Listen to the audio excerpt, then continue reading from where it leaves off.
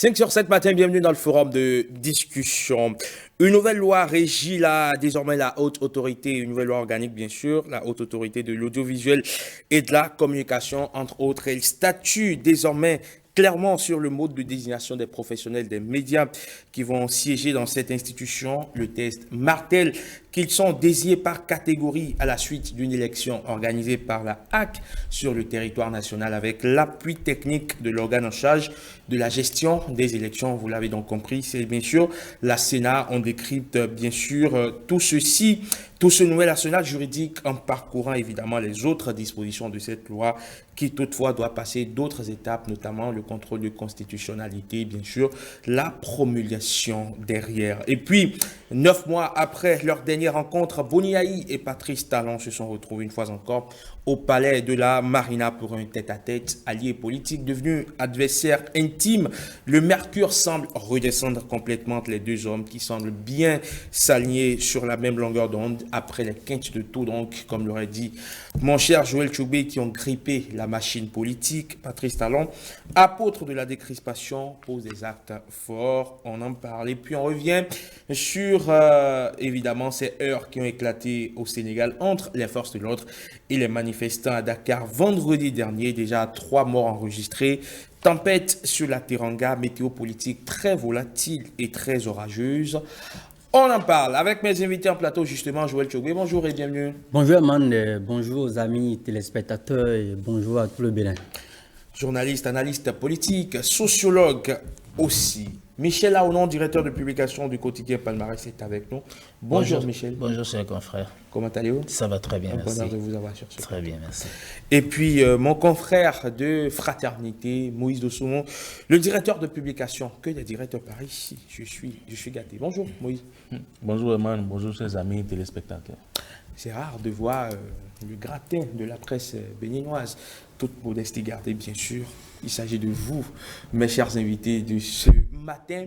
Et on démarre par cette nouvelle loi organique de la haute autorité de l'audiovisuel et de la communication. Michel Aounon, on sait que vous êtes patron de presse, mais vous siégez aussi dans une association, bien sûr, des patrons de la presse, du CNPA, le Conseil national du patronat de l'audiovisuel au Bénin, de la presse et de l'audiovisuel au Bénin, bien sûr.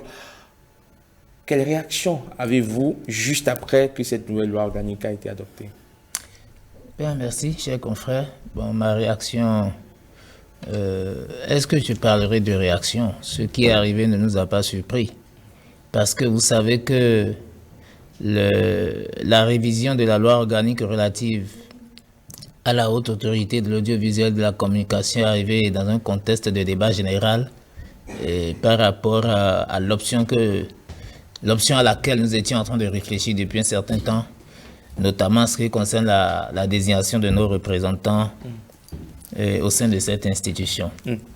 Je rappelle que la loi organique relative à la HAC date de 1992. Il y a eu une révision de certains articles courant 1994, mais pour l'essentiel de la loi, elle date de 1992. Et donc, décider de revoir, je pense que c'est quelque chose de très bien parce qu'en réalité, entre-temps, il y a eu une révision de la Constitution et donc il fallait intégrer tout ce qu'il y a comme données nouvelles dans la nouvelle loi organique. Vous allez constater qu'il ne s'agissait pas uniquement de la HAC. Presque toutes les institutions de la République, les lois organiques ont été révisées ces derniers temps. Mais pour ce qui nous concerne, moi je n'ai pas été surpris parce que ça vient régler un problème. Parce que nous étions dans un débat général sur le mode de désignation de nos représentants au sein de cette institution. Donc le problème est réglé. Avec cette nouvelle disposition, la loi dit que c'est la HAC qui se charge de l'organisation avec l'appui technique de la structure publique chargée des élections. Seulement qu'il doit y avoir 2 problèmes à ce niveau. Après la révision de la Constitution du 11 décembre 1990, il est permis désormais aux conseillers de la HAC de renouveler leur mandat. Voilà que la nouvelle loi organique dit que c'est la HAC qui organise les élections. Est-ce à dire que les conseillers qui sont en fonction et qui, a priori, détiennent le fichier électoral auront encore à être juges et partie d'une élection? Ça pose un problème. Donc moi, je me dis, quand on dit la HAC va organiser, est-ce une commission électorale qui sera mise en place par la HAC ou bien c'est la HAC en tant qu'institution de la République qui organise Et l'organisation dont on parle, ça prend en compte quoi? Parce que la loi précise, avec l'appui technique de la structure publique chargée des élections. Mais dans le fond, quelle sera la partition de la HAC si on considère que les conseillers sortants peuvent renouveler leur mandat? Donc tout ça là reste à clarifier. Très bien. Joël Tchoubé, que dites-vous justement? Est-ce que, comme la plupart des professionnels des médias, c'est le volet, bien sûr, élection, ou le mode élection désormais acté qui retient aussi votre attention, quand on sait qu'il y a pas si longtemps, il y a une polémique autour de cette affaire, on va le dire clairement ici, un certain courant de pensée mené par certaines personnes qui estiment qu'il faut désigner nommément donc les professionnels des médias qui vont siéger, notamment à la HAC, qu'il faut supprimer l'élection, parce que l'élection serait devenue, on va dire, un marché qui offre le plus gros. Alors, la réponse à votre question va se situer dans une dynamique contextuelle et dynamique donc de l'évolution de l'histoire qui entoure en réalité la corporation. Je vous ramène à presque 30 ans en arrière. Michel Aono, tout à l'heure, il fait bien donc de rappeler que pour l'essentiel, cette loi avait été adoptée en 92. Je rappelle que au sortir de la conférence nationale, au regard du rôle catalyseur que les médias avaient joué à l'époque dans le succès singulier des travaux de cette conférence, on avait en même temps, les délégués à cette conférence avaient mandaté la presse. À savoir que les années qui devaient suivre, la presse avait l'obligation de continuer par travailler pour la consolidation, et ça les rapports existent, pour la consolidation de la démocratie et l'éveil citoyen. Ça, c'est la mission qu'on avait assignée rapidement à la presse. Et pour un peu affranchir la presse de l'autorité de l'État, donc incarnée par l'exécutif, tirant donc leçon des 17 ans de monopole quasi absolu sur l'information, on a inventé la HAC avec deux missions. Première mission, et ça c'est par ordre de priorité, c'est que la HAC a obligation de protéger la liberté de la presse. Ensuite, d'assurer donc la régulation dans le fonctionnement des médias. Maintenant, pour pouvoir jouer ce rôle, qu'est-ce que la loi a prévu? La loi a prévu quand même un mécanisme de désignation que nous avons expérimenté depuis 1994. Le président de la République il désigne 3, l'Assemblée désigne 3 et les professionnels des médias vont désigner 3. En 1994, il faut aussi le rappeler pour que on ne puisse pas perdre de vue cette histoire. En 1994, la désignation avait été faite. Je rappelle que cette désignation avait été aussi objet de contestation, notamment pour deux motifs. Et là, vous pouvez lire rapidement la décision de la Cour constitutionnelle devant qui le différend avait été déféré pour deux motifs. Premier motif, défaut de qualité des gens qui ont été désignés à la HAC, parce qu'on s'est rendu compte que et le chef de l'État d'alors, Nicéphore Soglo, et l'Assemblée nationale ont pour l'essentiel désigné des acteurs qui, à tout le moins, n'avaient pas le profil indiqué et étaient plus politiques que techniques. On a contesté effectivement ce défaut de qualité devant la Cour qui a donné raison aux contestataires. Mais il y a également un autre niveau de contestation, c'est là que je rentre dans le fond de votre question, où on a observé que l'Association des journalistes du Bénin, en partenariat avec l'Association des journalistes de la presse privée du Bénin, qui ont organisé à l'époque cette élection, qui ont désigné, j'allais dire, les 3 représentants des médias, on a aussi contesté effectivement la procédure à l'époque devant la Cour constitutionnelle. Même si après, on a trouvé les contorsions juridiques pour reconduire les mêmes personnes, je rappelle tout ceci pour vous montrer que de tout le temps, les journalistes n'ont jamais été apathiques dans ce processus de désignation des membres devant siéger à la Cour. Donc ce qui se passe actuellement n'est pas une donnée nouvelle. C'est normal que les journalistes, dans l'exercice de leur profession, puissent chercher à contrôler effectivement le mécanisme ou bien le mode usuel qui doit présider à la désignation des membres devant siéger à la haute institution. Maintenant, est-ce que le mécanisme d'élection ou de désignation tel que ça a été pratiqué depuis les 5 dernières mandatures, ou bien les 4 dernières mandatures, est-ce qu'on doit interroger donc ce mode de désignation? Là-dessus, depuis 2019, au moins moi, je développe une vision de la presse. Cette vision vise essentiellement à garantir une très grande indépendance des médias. Or, pour moi, l'élection, c'est un mécanisme de dévolution de charges publiques qui répond automatiquement à des fonctionnalités. Par l'élection, par exemple, ceux qui sont envoyés à la RAC, ils peuvent jouir d'une légitimité parce qu'ils ont été désignés par leur père. Par l'élection aussi, le principe de la co-responsabilité aussi est activé. Parce que quand vous élisez quelqu'un à la RAC, en toute conscience et en toute indépendance, vous êtes comptable de son bilan. Et donc, ce principe de co-responsabilité va davantage obliger ou astreindre les professionnels des médias à se poser des questions sur est-ce que c'est parce que je suis ami avec le DPI, Michel Aoulon, que je vote pour lui? Ou est-ce que c'est parce qu'il développe une vision claire avec un projet porteur pour la corporation que je vote pour lui? Et ensuite, les gens qui sont désignés à la RAC par le procédé donc de l'élection, en ce moment, ils sont redevables envers la masse.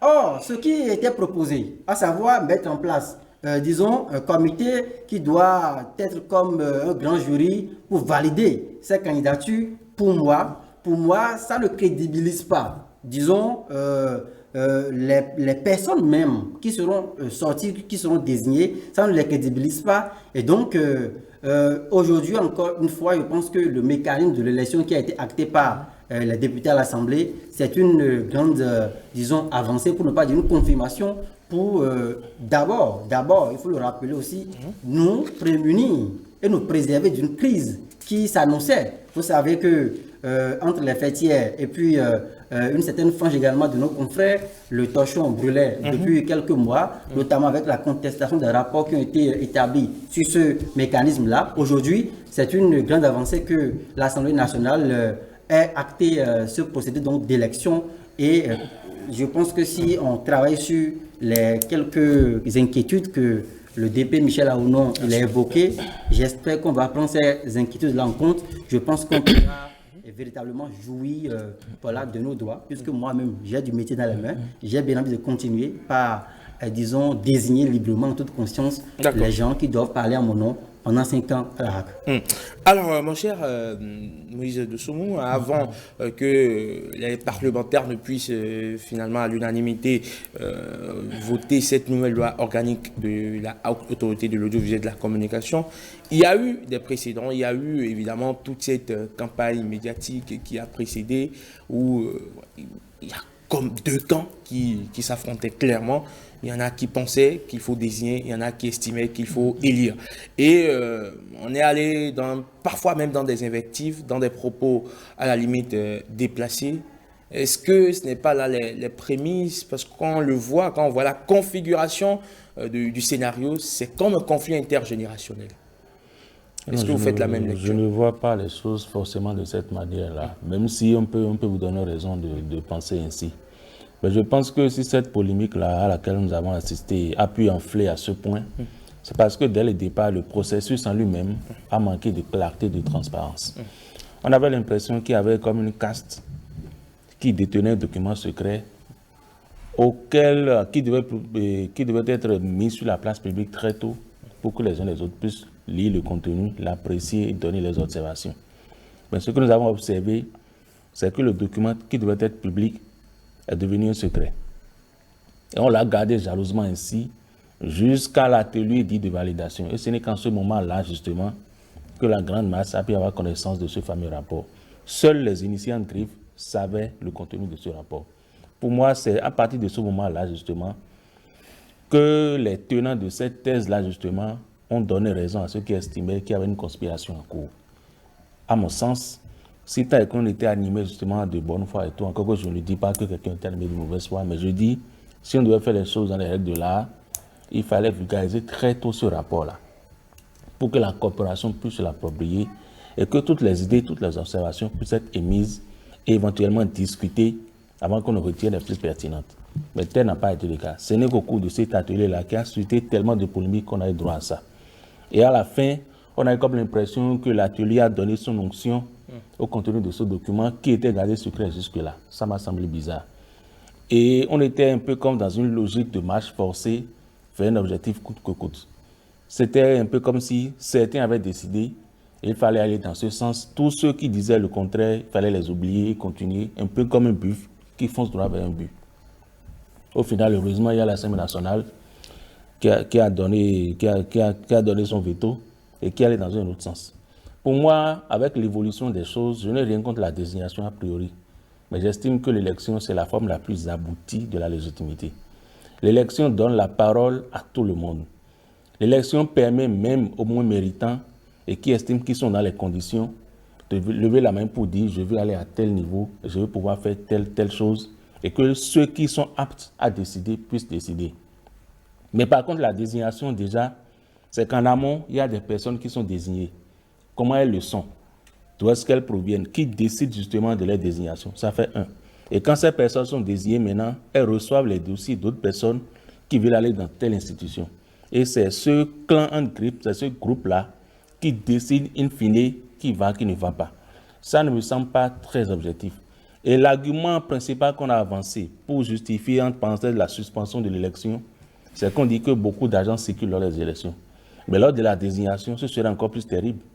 Parce que là, beaucoup d'argent va circuler, mais ce sera, disons, orienté vers un petit groupe. C'est là où je dis, on n'a pas eu le temps justement de bien faire les choses, si tant était qu'on voulait que les choses aillent plus loin. L'Assemblée nationale est venue intervenir pour clore le débat. Maintenant, il faut espérer que les choses changent dans le bon sens. Parce que pour moi, le débat qui a cours jusque-là me laisse un peu sur ma faim. Parce qu'on c'est un peu comme si on s'arc-boutait sur le fait d'aller à la HAC. Mais quand on y va, qu'est-ce qu'on fait? Nous avons tous des récriminations contre la HAC. Nous voulons que les choses bougent à la HAC. Nous voulons qu'un journaliste bien expérimenté, qui connaît bien sa profession, accède à la présidence de la HAC. La révision de cette loi organique était l'occasion pour nous, pour qu'on s'exprime justement sur ces aspirations profondes-là. Mais on a laissé ça pour nous concentrer sur des chimères, sur des professionnels à envoyer. La HAC est constituée de 9 conseillers. Nous n'avons droit qu'à envoyer que 3.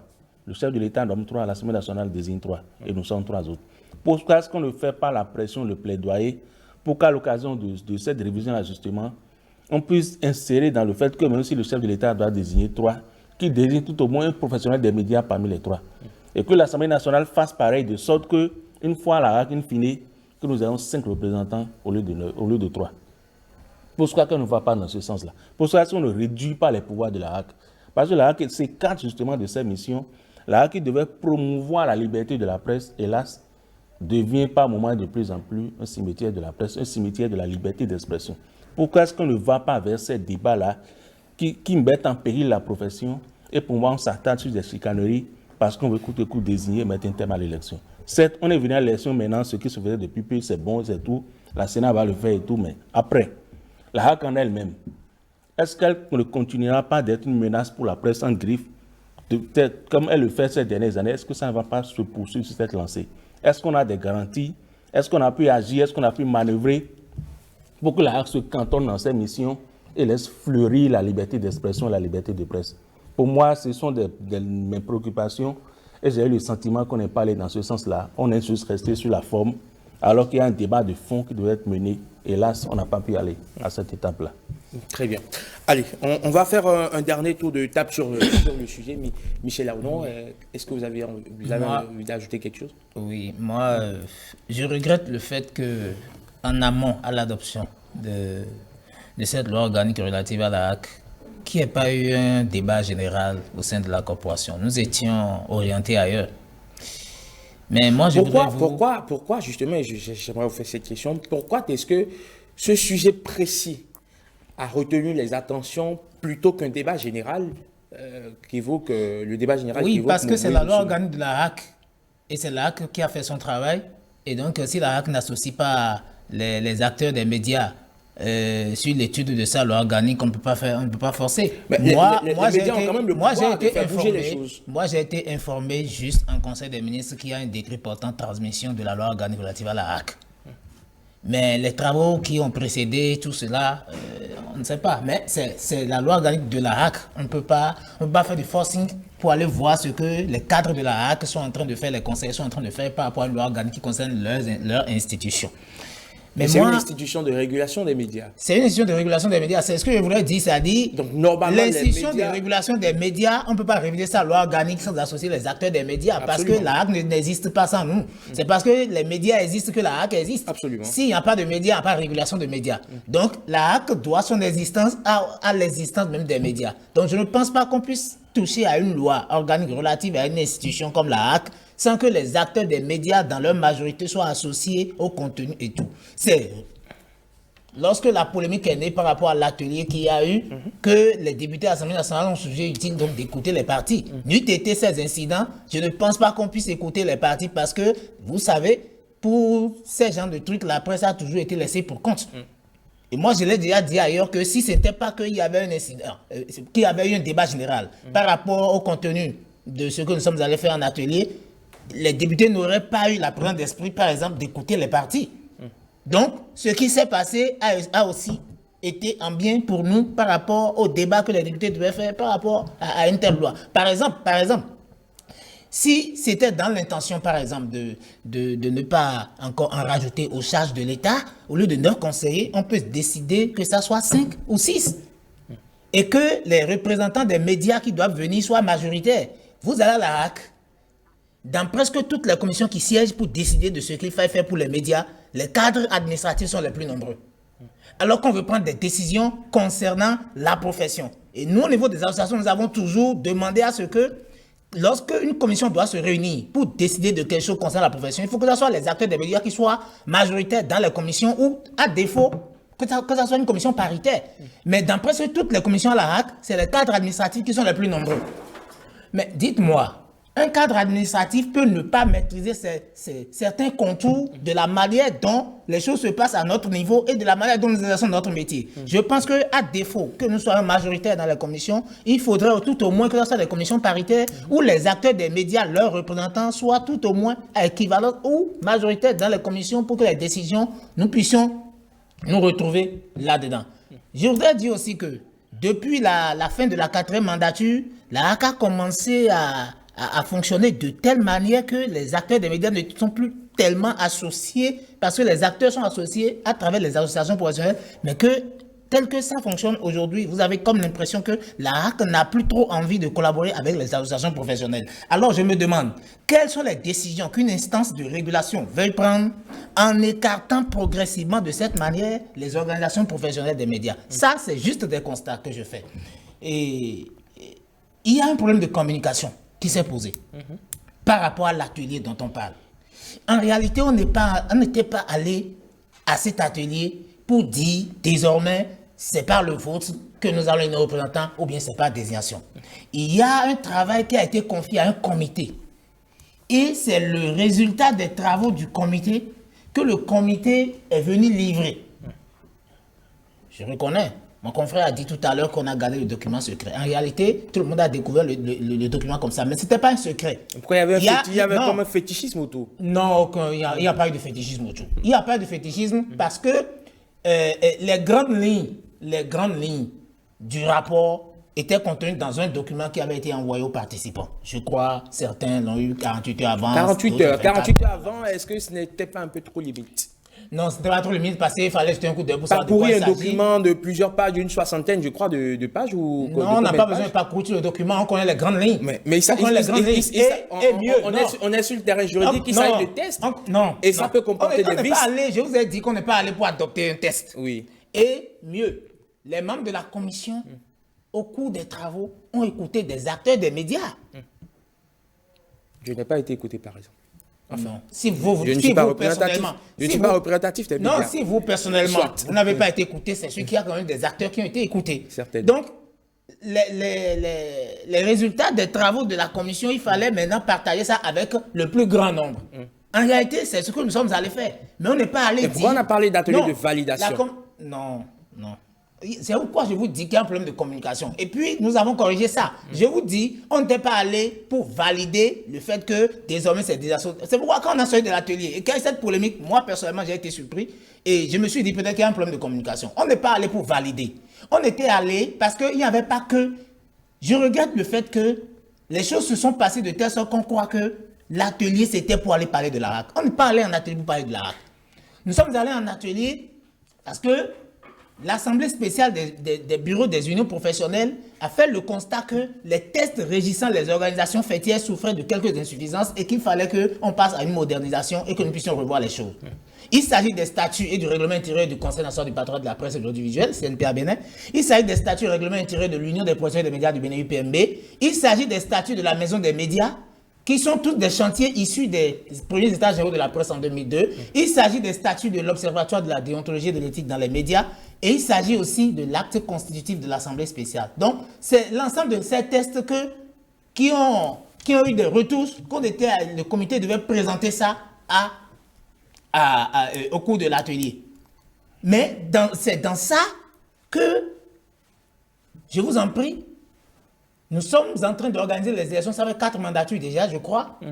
Mais je peux vous dire dans quelles conditions nous les organisons. Depuis que, vous savez, il y a 6 ans déjà, l'aide de l'État à la presse privée n'a pas été mise en place. Et je vous rappelle que toutes les fois que nous étions allés aux élections, le budget qui permettait d'organiser l'élection, c'était sur l'aide de l'État à la presse privée. Et donc depuis 6 ans qu'il n'y a plus d'aide de l'État à la presse privée, je vous rappelle que les élections qui ont permis de mettre en place la mandature qui est en cours là, en 2019, il y a des choses à dire là-dessus. Ça n'a pas été facile, le financement. Par conséquent, je trouve que c'est responsable de la part de ceux qui dirigent les organisations aujourd'hui de commencer déjà par réfléchir dans quelques mois comment nous allons faire. Parce que c'est comme une crise s'annonçait. Donc il fallait prendre ses responsabilités. Et donc c'est une invite à la majorité des acteurs des médias pour dire, bon, si on ne réfléchit pas au mode de désignation tout de suite, nous risquons d'avoir des problèmes. Donc c'était juste des propositions qu'on a mis sur le tapis afin que... C'est pourquoi j'ai aimé le débat, parce que c'était juste des propositions. Mais je ne suis pas d'accord quand on dit qu'on était allé pour valider. On n'a pas validé. Alors, Michel Aonon, là où on peut vous prendre au mot, oui. Et j'aimerais faire la question à Joël Tchobé, c'est que on a parlé d'atelier de validation. On a reçu ici, à votre place justement, on parle ici, il était assis à la place de Joël Tchobé, André Dossa, qui est membre, sinon président, je crois, ou rapporteur de la commission qui a travaillé pour, évidemment, la relecture des tests. Évidemment, pour présenter, il a parlé d'atelier de validation. Et le mot validation, dans la tête de tout le monde, ça sonne comme si, OK, on a fait un travail, on vient présenter et à l'issue de l'atelier, on valide. Du coup, ça a créé une polémique et tous ceux-là qui n'étaient pas dans la vision des porteurs du projet étaient considérés comme des halogènes, étaient considérés comme ceux qui ramaient à compte courant. Pourquoi? La première chose que je voudrais faire remarquer, c'est que nous sommes, disons, nous partageons tous la corporation, mais en principe, je pense que le droit d'adhérer librement à des cercles associatifs existe aussi. Donc, les journalistes ne sont pas, dans l'ensemble, obligés ou contraints à adhérer forcément à l'UPMB, DP. Ils ne sont pas contraints à s'aligner. Il y a des journalistes qui ne sont pas membres de l'UPMB. En tout cas, si vous consultez les registres de l'UPMB, il y a plein de confrères qui ne sont pas alignés. Or, les tests fondamentalement qui sont à l'intérieur de ces associations fêtières s'appliquent. Et aux derniers états généraux, je pense qu'en 2014, on a dit que désormais, il s'agit donc des 2 fêtières qui sont habilitées à parler au nom de la corporation. Maintenant, c'est des choses qu'il faut régler. Pour en venir à ce dont vous parlez, j'ose croire, et comme il explique, j'ose croire que ce fut un défaut de communication et que effectivement, ce n'était pas un marché de dupes et que, un peu comme le député l'expliquait, moi je suis navré de ne pas forcément être d'accord avec ça. On ne peut pas attendre à 48 heures et transmettre le document à des gens pour demander à des personnes, à des professionnels donc d'opiner sur cette question. Même sur la procédure, on peut contester la procédure. Parce qu'un rapport de 100 ou 50 pages, de 60 pages, le diable se trouve dans les détails, dit-on. On a besoin, et ça je ne jette pas forcément la pierre aux gens qui ont travaillé, peut-être qu'ils ont travaillé dans des conditions extrêmement difficiles, moi je n'en sais rien, mais je pense que le bon sens aurait voulu qu'on puisse transmettre ce rapport à temps, qu'aujourd'hui le débat sur le fétichisme autour du rapport ne serait pas en train d'être mené. Maintenant, au-delà de tout ça, ce que je voudrais faire remarquer, c'est que en préparant cette émission, un peu comme ce que le débat disait tout à l'heure, je pense que les débats de fond ont été complètement mis en parenthèse. J'ai repris par exemple le projet de société de Patrice Talon. Je parle de 2016, je ne parle pas de 2021. Alors, parce que ce projet de société définit son identité politique. Je ne parle pas après des périls politiques qui ont entouré le rejet de la révision de la Constitution et qui finalement nous ont amenés à stagner ou bien même à reculer. Dans ce projet, vous observez que le candidat propose, le chef de l'État désormais devrait désigner un membre. L'Assemblée devrait désigner un membre. Et les 6 autres membres seront donc désignés par les professionnels des médias. C'est ce qu'il proposait à l'époque. Alors, si on avait observé ce mécanisme-là aujourd'hui, je pense qu'on serait majoritaire à la RAC. Tout comme il a fait, je crois, avec la Cour constitutionnelle dans le premier projet de révision constitutionnelle où l'élection devrait revenir aux magistrats. Voilà. Donc, je pense que ce ne sont pas des idées qui manquent. Mais malheureusement, encore une fois, comme il le déplorait tout à l'heure, ce débat sur la révision de la loi organique, moi je suis désolé, c'est pas parce que c'est une loi organique de la RAC que les professionnels des médias ne devraient pas, être adressés par cette révision. On ne peut pas, faire une révision et on se rend compte que c'est à l'Assemblée qu'on découvre les lois. Et c'est là aussi que les 3 représentants de la corporation qui sont envoyés depuis 2019 au moins, j'ai eu l'occasion, j'ai eu la chance de faire partie de la CEA RAC, en tout cas de l'un des démembrements pour l'organisation de cette élection il y a 3 ans en arrière, en 2019. Je sais un peu de quoi parle le DP quand il parle des conditions extrêmement difficiles avec des problèmes de financement. Mais cela n'absout pas le fait qu'une fois la RAC, DP, si ce projet a existé, ça voudrait dire que la RAC travaille dessus. Alors, qu'est-ce que les 3 représentants de la corporation ont fait? En réalité, ils sont envoyés à la RAC pour être comme, pour servir donc des médias. Voilà, un peu comme des gens. Lorsqu'il y a des choses qui bougent, on doit avoir les canaux d'expression et de communication. Je ne sais pas ce qui se passe. Comment est-ce que les fêtiers ont été peut-être prises de court? Est-ce que le courant ne passe plus forcément entre les représentants et les fêtières? Ou est-ce que désormais, comme il y a renouvellement du mandat, est-ce que les calculs politiques ont pris par là? Moi, je ne sais pas. Mais je pense que les questions de corruption électorale qu'on évoque, ces questions, on doit renvoyer la balle aux promoteurs des médias. Le journaliste qui a besoin, qui est en position d'électeur et qui est peut-être amené à demander de l'argent à un candidat, avant d'aller voter pour le candidat, interroger son vécu. Il y a quelques semaines, on en parlait ici sur le même plateau. C'est quoi le modèle de financement? C'est quoi le niveau de revenu? C'est quoi le niveau de vie de ces journalistes-là? Donc, c'est des questions globales qu'il faut aborder au lieu donc de se cantonner, donc, à la fumée, au lieu donc de s'intéresser au foyer qui l'a produit. Très bien. Allez, on va... Oui, alors là, vraiment, en une minute. Oui, si alors là, vraiment en une minute, parce qu'on a 2 autres sujets. Je voudrais vous rassurer que ce qui a conduit à la proposition, c'était qu'on trouve une solution au mode de désignation désormais à cause des problèmes de financement de la commission électorale. D'accord. Moi, je pense qu'avec ce que les députés viennent de décider, ça nous libère. Parce que là, nous savons que nous n'aurons plus à mettre une commission électorale au niveau de la corporation qui a besoin de financement et qui ne l'a pas. Et puis, nous allons commencer par nous faire. Donc, ça a quand même été responsable de la part, de notre part, de mettre le sujet très tôt et que on puisse déjà trouver la solution. La solution est toute trouvée. Ça veut dire quoi? Ça veut dire que le financement de la commission électorale et tout ce qui va se passer, nous, on n'aura rien à y voir. Donc, ça veut dire que l'État a pris ses responsabilités. Mais la seule inquiétude, c'est que désormais, avec la révision de la Constitution intervenue en 2019, c'est que les conseillers à la RAC peuvent renouveler leur mandat. Voilà que la loi organique dit que c'est la RAC qui organise. Comment nous allons le faire? Avec l'appui technique de la Sénat. D'accord, très bien. Voir comment ça va se faire. Allez, on en vient au deuxième sujet en débat ce matin. Moïse Dossoumo qui a très peu parlé sur ce plateau. Cette rencontre tête-à-tête entre l'ancien président Boniaï et l'actuel président chef de l'État Patrice Talon. Quelle lecture est-ce que vous en faites? Est-ce que la lune de miel est en train d'être consommée entre les deux hommes? Où ils sont en train de retrouver, c'est la paix des braves? Vous le dites ainsi? Disons qu'il faut rester prudent. Il faut rester prudent. C'est toujours bien que des adversaires se retrouvent, se parlent, puissent discuter, échanger. Même s'ils ne nous disent qu'à la fin ce qu'ils veulent dire. On n'était pas là à huis clos pour savoir réellement de quoi ils ont parlé les deux fois ils se sont vus. Mais rien que pour l'image, c'est bien. Mais je pense qu'après, disons, après deux scénarios, il est temps quand même qu'on passe aux choses concrètes.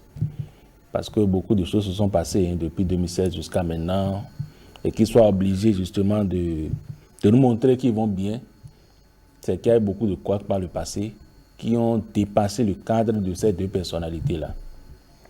Nous avons encore des compatriotes qui coupent dans nos prisons. Il y a encore beaucoup de frustration dans le cœur, il y a encore beaucoup de rancœur, de récrimination. Et la paix politique a un coût.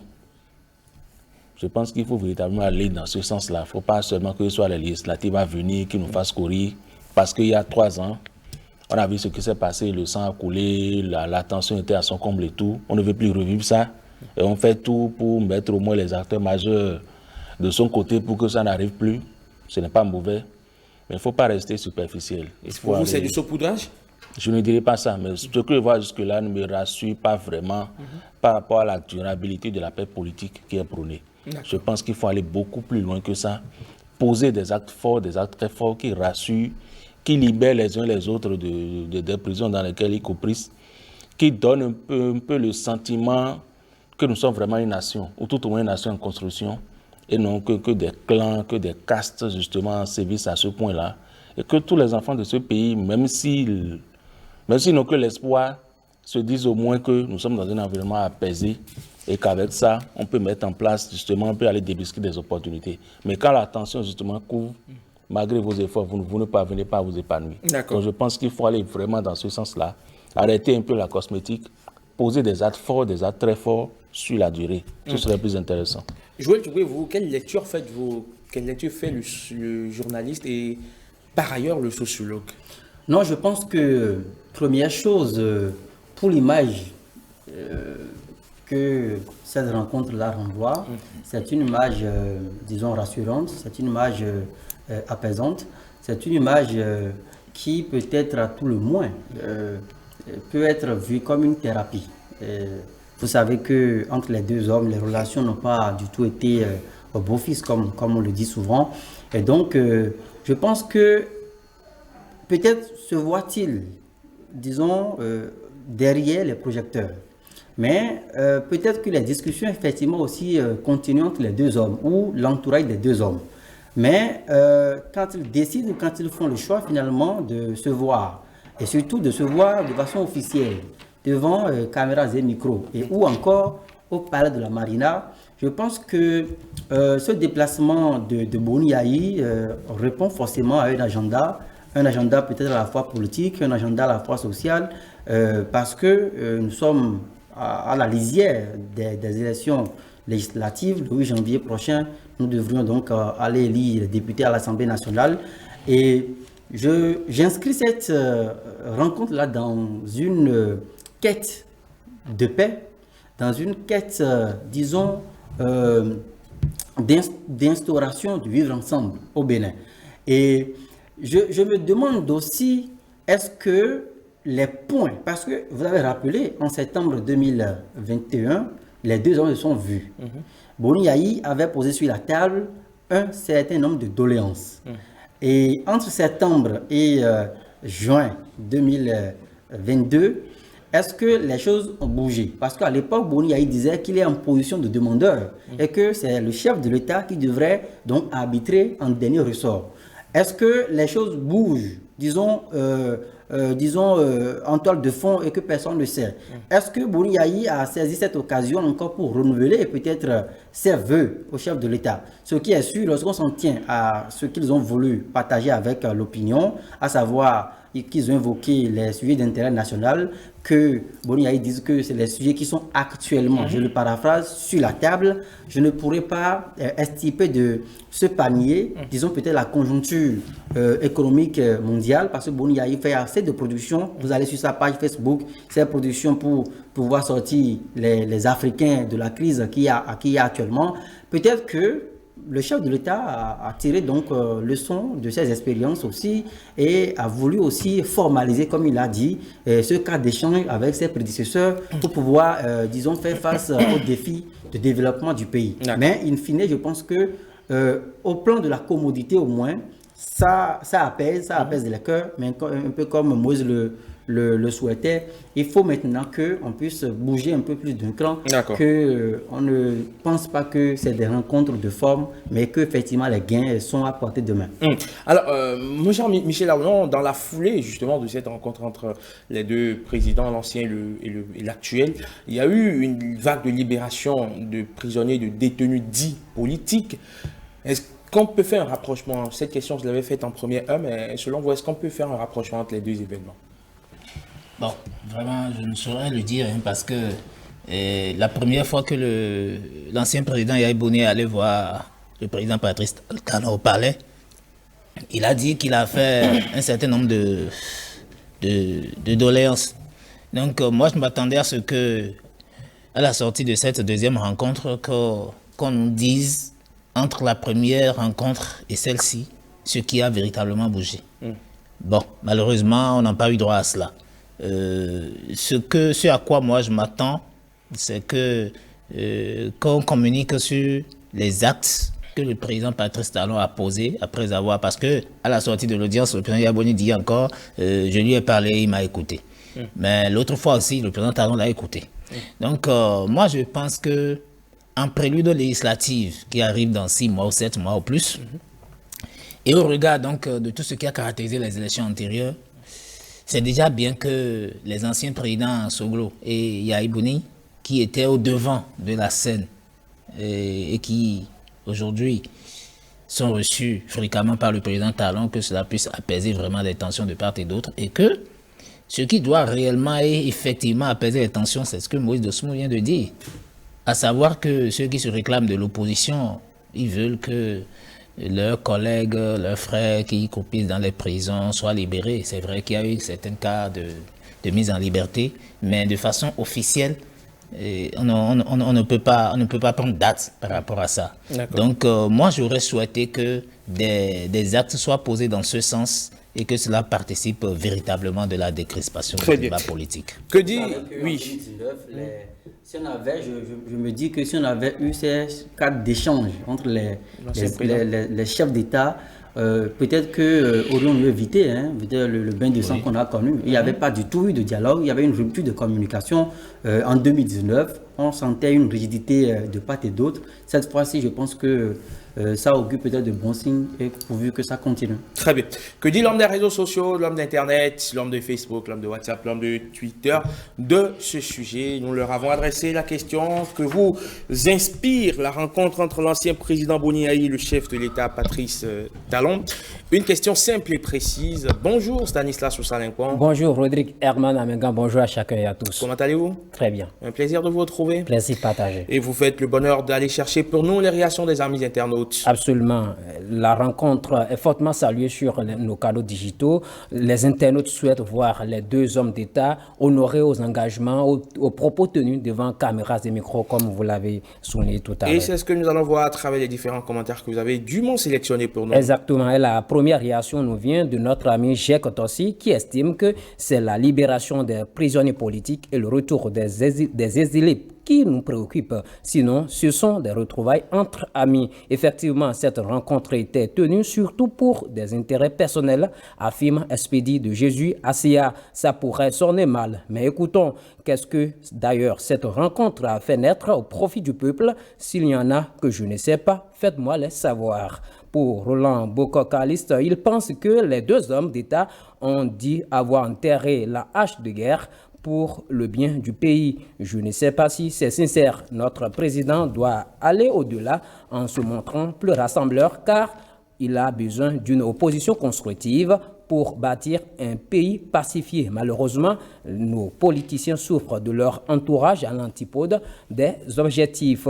Pour Jean Kokou Zounon, la rencontre entre le président Talon et le président Yahi annonce une nouvelle ère des relations. Ça favorise la pacification du pays à la veille des élections législatives. Aussi, c'est une rencontre entre deux amis qui, à un certain moment, ont eu des points de vue divergents et se sont séparés. Seulement, je souhaite que la sincérité domine les rencontres pour le bonheur du peuple béninois. Par rapport aux doutes des uns et des autres est méprécié, Rueton assure. Cette rencontre nous montre une fois encore la grandeur et la maturité de notre pays et nous devons la prendre de manière très positive. C'est une image forte qui est recherchée dans d'autres pays, mais en vain. Le peuple béninois traverse une période sensible de son histoire et il ne sert à rien de rester campé sur des intérêts personnels pour contrer le processus de développement en cours. Nous devons rester unis, solides, soudés pour combattre les ennemis de notre pays qui sèment le trouble à travers des actes terroristes. Il s'agit du Bénin, la terre de Bioguera, Béanzin, Tofa, Maga, Kérékou. Merci au président Boni, Yahi et de montrer l'exemple, de tracer la voie à suivre. Le développement de ce pays ne se fera pas sans les enfants du Bénin, du nord au sud, de l'est à l'est, disait président Patrice Talon. Le Bénin est béni, vive le Bénin. Ce message qui est on ne peut plus clair. Merci beaucoup, mon cher Stanislas Soussanekoua. Je vous en prie. Au plaisir de vous retrouver demain. Ah oui. Allez, on en vient à présent à cette, bien sûr, situation très tendue au pays de la Teranga. Vous allez le voir sur ces images qui sont assez parlantes. Des heurts qui ont éclaté à Dakar, bien évidemment. C'était donc à Cité-Cœur Gorgui, bien sûr, près du domicile d'Ousmane Sonko, où un important dispositif de sécurité a été déployé vendredi. Des partisans de l'opposant ont été dispersés avec des gaz lacrymogènes. L'opposant, lui, était bloqué à son domicile, encerclé donc par les forces de sécurité. Des échauffourées se sont également produites aux abords de la place de la Nation, où le rassemblement de l'opposition était annoncé à partir de 15 h. Les manifestants réclament la prise en compte de la liste Yehui Askanui d'Ousmane Sonko donc pour les législatives à venir. Déjà 3 morts enregistrés. Tempête donc, disais-je, sur la Teranga, une météo politique très volatile et très orageuse. Mon cher Moïse Ossoumon, le Sénégal n'a pas le droit de décevoir. Au-delà du Sénégal, c'est quand même triste que ce soit sous Macky Sall qu'on ait des situations du genre. Et ça tend à se répéter. C'est tellement triste pour ma part parce que celui-là, on a vu comment il est venu. S'il a pu prendre le pouvoir, c'est parce que les Sénégalais ont dit non à un 3e mandat de Abdoulaye Wade. Et c'est un peu bizarre quand on voit un peu les personnalités, les discours qu'elles tiennent plutôt selon les postures. Dans ce même pays, on a vu Abdoulaye Wade tenir un discours fort quand il était opposant. Mais une fois parvenu à la tête de l'État, il a voulu aller au-delà des principes de la démocratie. Le peuple a dit non, il s'est éclipsé. Macky Sall est venu et c'est comme s'il n'avait pas tiré leçon de ce qui s'est passé avec son prédécesseur. Je ne sais pas ce que les gens avec le pouvoir, c'est quand même extraordinaire, quoi, parce que, excusez-moi, ce n'est pas un héritage, ce n'est pas la chose de leur papa, c'est pour tout le monde. Vous venez pour un certain temps, les règles sont claires, vous finissez, vous partez, vous passez la main à quelqu'un d'autre. Qu'est-ce qui est compliqué dans ça? Je n'arrive pas à le percevoir. Si ce n'est que l'argent, qu'est-ce que vous n'avez pas eu en 2 mandats, et c'est tout le 3e, 4e que vous l'aurez.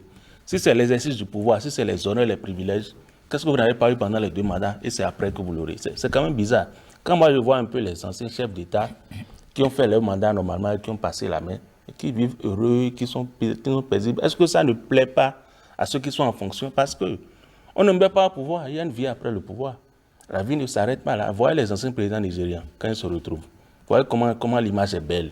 Voyez au Ghana. Et il y a tellement d'exemples comme ça qu'on peut citer. Voyez le Nigérien Tandja. Voyez le Malien Alpha Oumar Konaré. C'est des gens qui ont fait les 2 mandats normalement et qui sont partis, qui n'ont pas voulu d'histoire. Pourquoi est-ce que les autres, qui sont petits d'esprit, ne peuvent pas faire ça et grandir? C'est ça qui est extraordinaire. C'est là tout le problème, en fait. On ne veut pas laisser ce qui n'est pas à soi. Alors que soi-même, on est limité. Nous sommes limités par le temps, nous sommes limités par la maladie, nous sommes limités par la mort. Et c'est comme si on se croyait immortel. On vous a mis là juste pour un laps de temps. Vous finissez, vous dégagez, quelqu'un d'autre prend. C'est aussi simple que ça. Donc il faut qu'on parvienne à se l'inculquer. Ça va même au-delà même du pouvoir politique. Quelles que soient nos postures, nous sommes très précaires, nous ne faisons que passer. Donc il faut qu'on puisse comprendre ça pour que nos pays, nos institutions puissent vivre et que ça puisse vivre bien après nous et qu'on laisse un bel impact derrière nous. D'accord. Michel Aoulon, on reproche ce qui est objet aujourd'hui de discorde au Sénégal et que la liste Yewwi, donc Askanui, de Ousmane Sonko a été invalidée parce qu'il y aurait une même personne qui figurerait en tête de liste dans 2 circonscriptions électorales différentes, ce qui a fait invalider sa liste, confirmée par le Conseil constitutionnel. Les Sénégalais estiment que c'est une faute, malheureusement mineure. Et donc, il ne faut pas aller évidemment à cette extrémité en allant invalider la liste et qu'il n'est pas question d'organiser les législatives sans Yewwi Askanui. Non, moi, je me demande comment l'opposition aussi peut s'organiser face à un pouvoir comme ça et commettre encore de fautes entre criminels. Aussi mineurs. Donc, vous savez, lorsque vous avez en face de vous un pouvoir redoutable, vous prenez vos dispositions. Parce que là, maintenant, le pouvoir Macky Sall a juste fait de les avoir. Et là, maintenant, je pense que c'est confirmé par le Conseil constitutionnel, mais je pense que pour la paix et pour la cohésion de la nation, il faille. Parce que là, maintenant, c'est tout comme si Macky Sall est en train de foncer tout droit pour aller aux élections législatives sans l'opposition. Et avec tout ce qu'il y aura comme violence qui a déjà commencé et tout, je pense que c'est pas bien pour la nation sénégalaise. Très bien.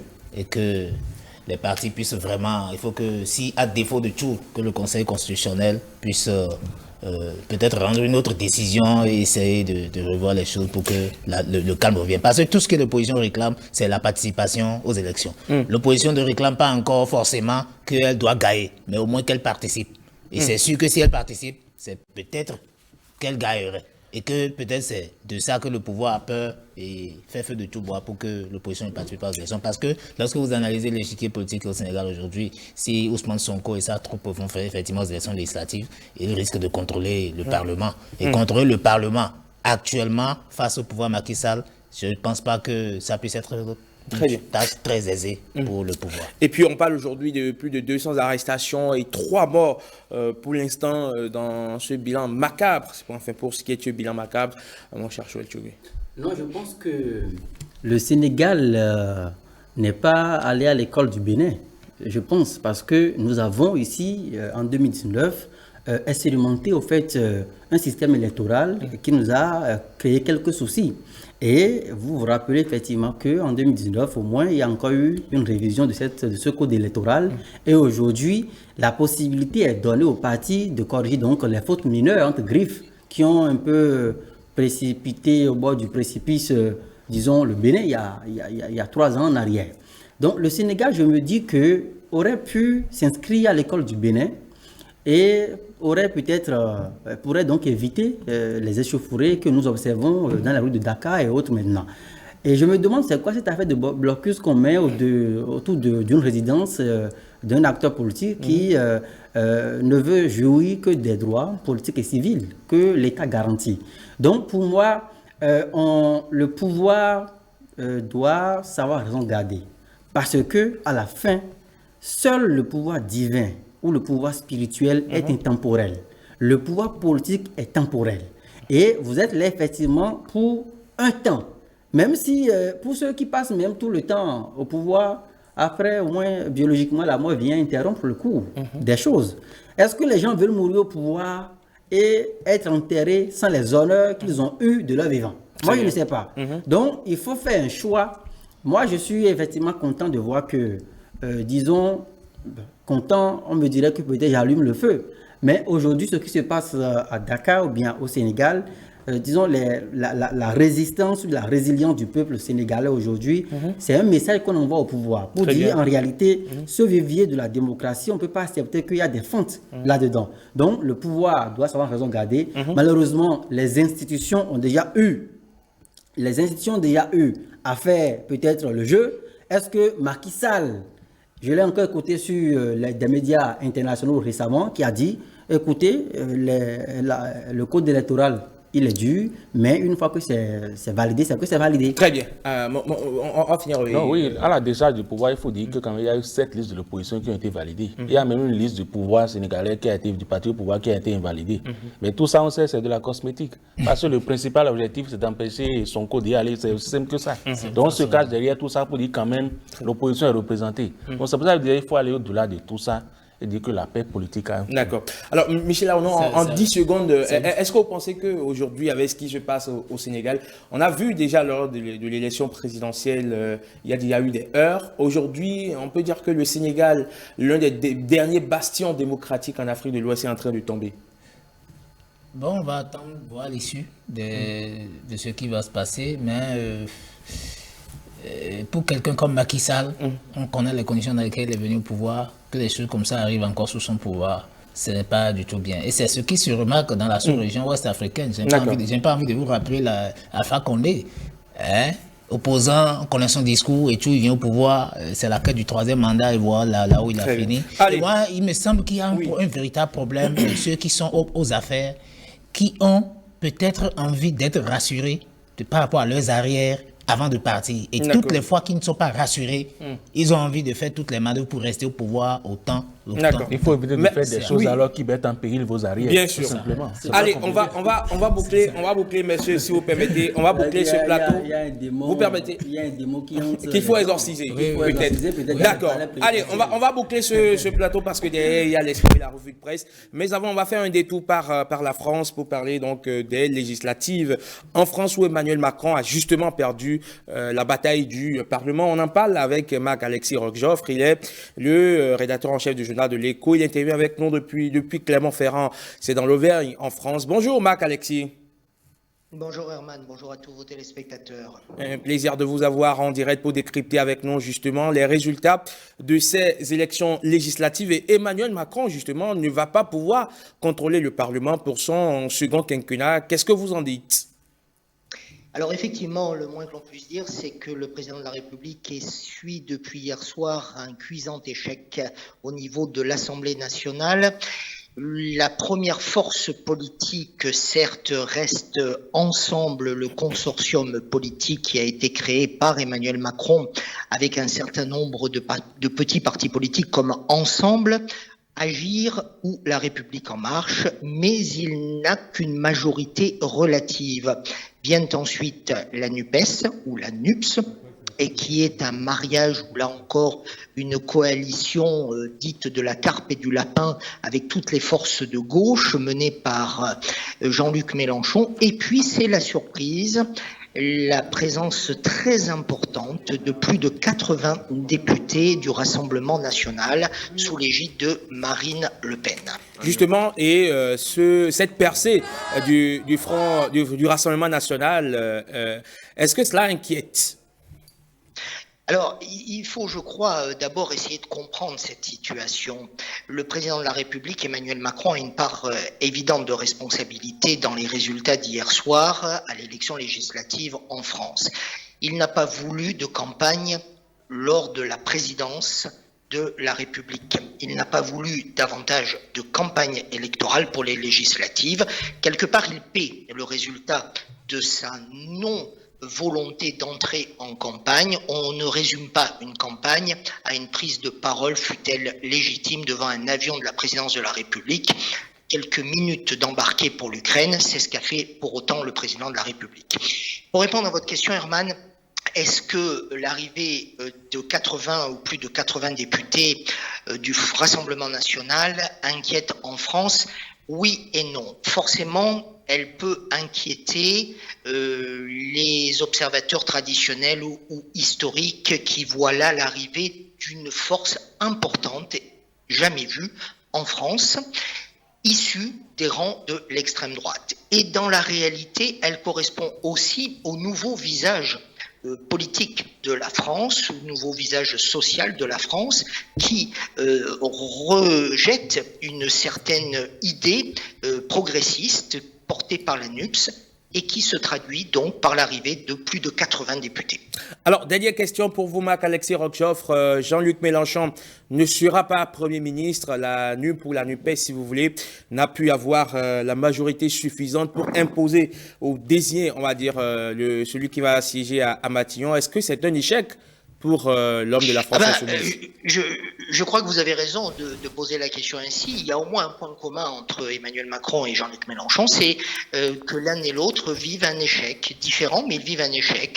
Mélenchon a passé son temps depuis un mois à dire qu'il fallait l'élire Premier ministre, il n'est pas Premier ministre, il ne sera pas Premier ministre, il n'a même pas souhaité se présenter à l'élection législative directe. Donc, de toute façon, il n'entre pas à l'Assemblée nationale.